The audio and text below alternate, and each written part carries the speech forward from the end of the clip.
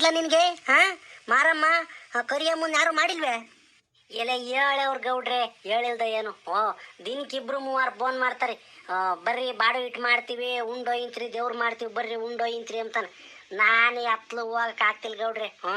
ಈ ಮಳೆ ಬತ್ತೈತಲ್ವೇ, ಮಳೆ ಬರೋದಕ್ಕೆ ಹೊಲ್ ತಗೊಳ್ದೊಂದಿಟ್ಟು ಕೆಲಸವೇ ಜಾಸ್ತಿ ಐತೆ. ನಮ್ಮ ಮನೆಯವ್ರು ಒಂದಿಷ್ಟು ಕಡ್ಲೆಕಾಯಿ ಬೇರೆ ಸುಲ್ಕೊಂಡವ್ರಿ, ಹಾಕಾಕಿ. ಇದು ಮಳೆ ಜೋರಾಗಿ ಬಂದ್ರೆ ಅವನ್ನೂ ಹಾಕ್ಬೇಕು. ಹೇಳ್ತಾರೆ ಗೌಡ್ರೆ, ದೇವ್ರಿಗೆ ಹೇಳಾರೆ ಅಂತ ದಿನಕ್ಕೊಬ್ರು ಫೋನ್ ಮಾಡಿ ಹೇಳ್ತಾರೆ, ಹೋಗಕ್ಕೆ ಬಿಡುವಿಲ್ಲ.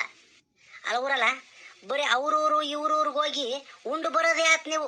ನಿಮ್ಗೇನು ಮಾನ ಮರ್ಯಾದೆ ಏನೋ ಐತೇನ್ರಲ್ಲ? ನಮ್ಮೂರಾಗೂ ಒಂದು ದೇವ್ರು ಐತೆ, ನಾವು ದೇವ್ರು ಮಾಡಿ ನೆಂಟರು ಇಷ್ಟನ್ನೆಲ್ಲ ಕರೆದು ಉಂಬಕ್ಕಿಕ್ಬೇಕೊಂಬದು ನಿಮ್ಗೇನು ಅನ್ಸಲ್ವೇನ್ರಲ್ಲ? ನಿಮ್ಮ ಬಾಯಿಗೆ ಮಣ್ಣಾಕ ಹೋಗ್ರ ತಾಸ್ಕಿ. ನಾವು ಹುಡುಗರಾಗಿದ್ದಾಗ ವರ್ಷ ದೇವ್ರು ಮಾಡ್ತಿದ್ವಿ. ಈ 5-6 ವರ್ಷ ನಮ್ಮ ಊರ್ಗೆ ಅದೇನು ಬಂದು ಒದಗೈತೋ ಗೊತ್ತಿಲ್ಲಪ್ಪ. ಆ ಒಂದು ದೇವ್ರು ಮಾಡೋಕ್ಕೂ ನೀವು ಮುಂದೆ ಬೀಳಲ್ಲ ಯಾರು.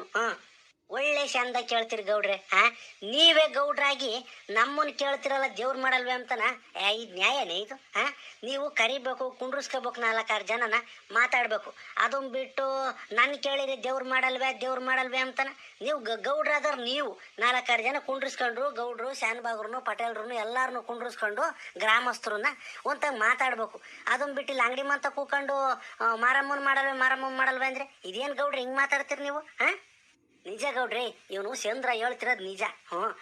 ಏನಂದ್ರೆ ಊರಾಗೆ ಹಿರಿಯರು ತಲವಂದಿರ ಇದಾರಲ್ಲ, ಅವ್ರ ಜೊತೆಗೆಲ್ಲ ಕೂತ್ಕೊಂಡು ಮಾತಾಡ್ರಿ ಮೊದಲು, ಆಮೇಲೆ ದೇವ್ರು ಮಾಡೋಕ್ಕೆ ಜನ ಮುಂದೆ